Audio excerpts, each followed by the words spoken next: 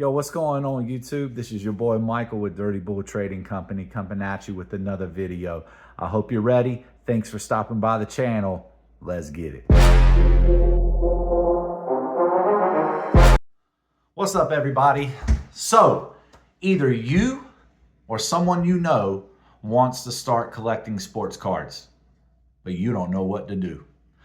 This video is geared straight for you or them, and I am going to help you. The biggest way that you can be successful in this hobby and really get the most out of it and enjoy it and be embraced is to know the lingo. You don't go to another country without knowing some of the language. So that's what I'm here to teach you. So we're going to break down a few different things, and I'm hopefully by the end of this video, you are going to be able to navigate this world of sports card collecting, trading, and buying and selling. So, first things first, let's talk about it.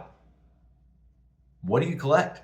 All right, so who are you going to collect? There are two different things that you can collect in sports cards, basically. You can either go after what's called a personal collection, or you can go after what they call the flip. What are you going to do? It's up to you. No one gets to tell you what you get to buy or not buy.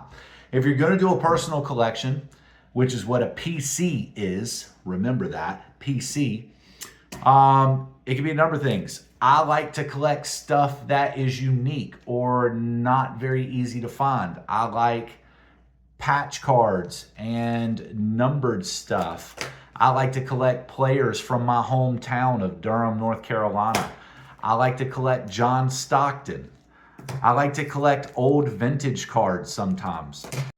But you can also buy for what they call the flip, and that is dependent upon a few different things. First, really, it's dependent upon preference, what you like or who you like, and it's also dependent upon the opportunity. Who's hot? Who is really performing, or who are all the people talking about right now in any given sport?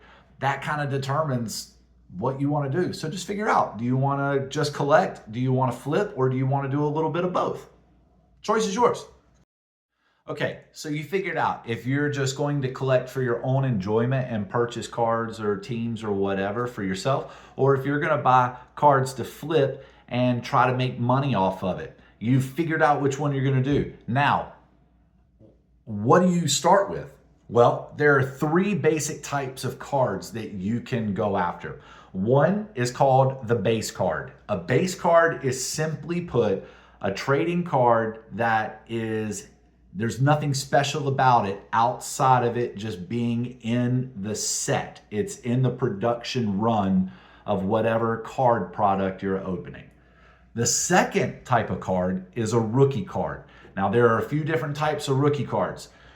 A rookie card is a card that is made within the first year of a new player's career. You have a true rookie card, which is their very first rookie card released, or you can have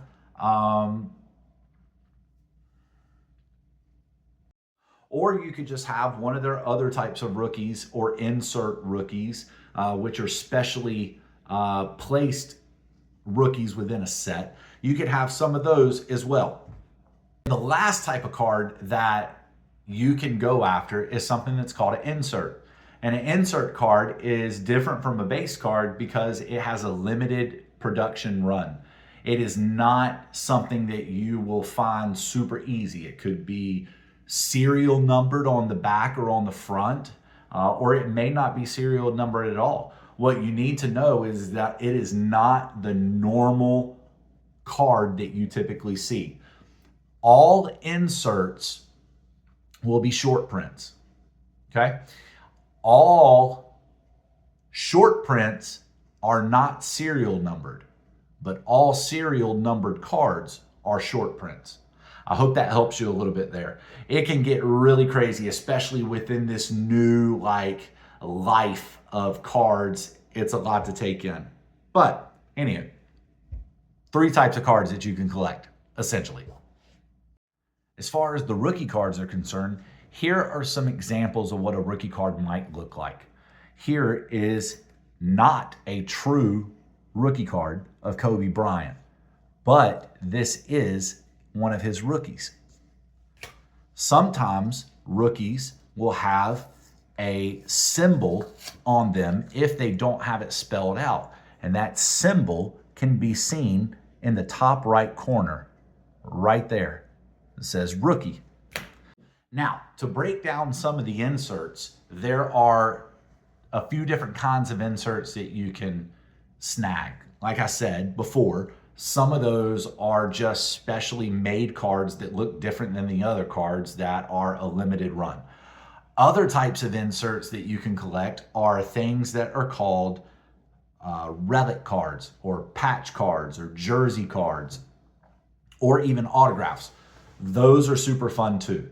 You also have some that are called printing plates. We can get into that later in another video.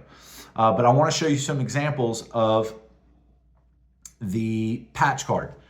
If someone's, it used to be back in the day, in the old days, like 10, 15 years ago, that a patch card was a card that literally had a patch inside of the card. It had stitching, it had multicolors, or maybe not, but at least it had stitching. And then you had what was called a jersey swatch. Nowadays, everybody just calls any of that stuff a patch card. I don't really like it, but I want to show you an example of what somebody might be talking about when they talk about a patch card. You can see here, there are multiple breaks and there is tons of stitching that you can see right there on the card. That is a patch card. A swatch or a jersey swatch looks like this. You don't really see any patching, but you can tell that it is cloth from a jersey or a pair of pants or whatever. They also have relic cards, and the relic cards could be a bat, it could be a piece of shoe, it could be a piece of a person's helmet. There are tons of different things that it could be these days, but those are also inserts and short printed cards. Here is an example of an insert card that is not serial numbered.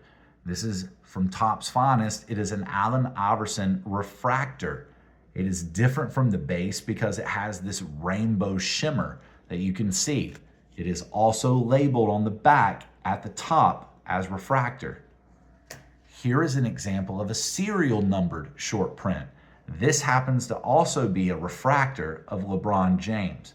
However, when you turn it over on the back, you see that it is serial numbered on the side of the card. Super cool. Another type of card that you can find inside as you are starting to collect are autographs. And there are two basic types of autographs that you'll see. Some will call them on-card autos, and then some you will see called sticker autos. Well, what's the difference? It's exactly what I just said. An on-card auto literally is an in-person autograph that was done in the presence of executives from whatever company released the product. That card there is on card, signed directly to it.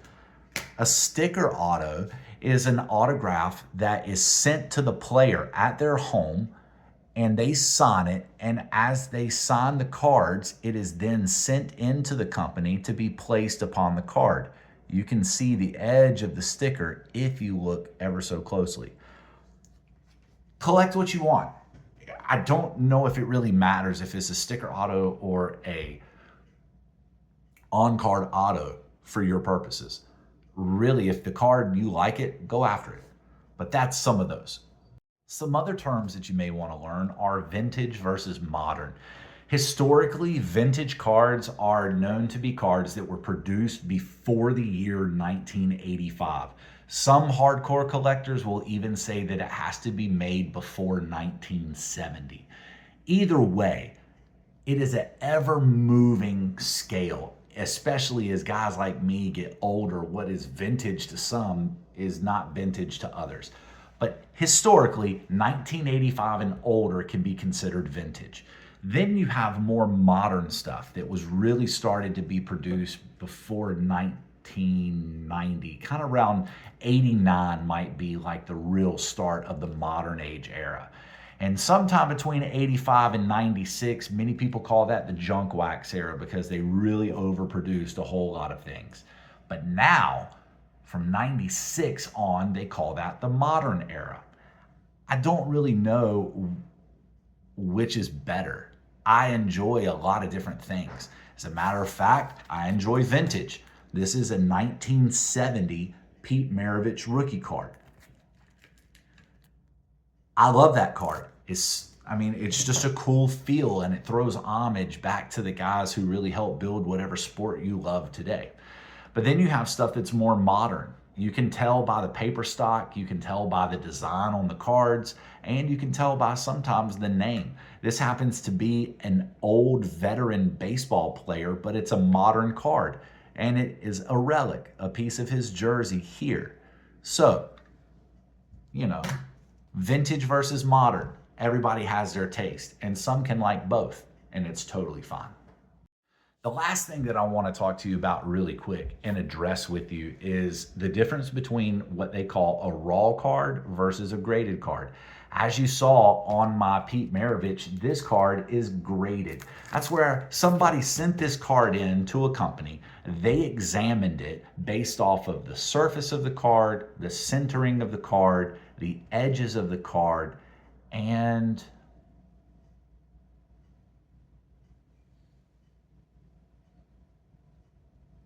the corners of the card. And I freaked out there.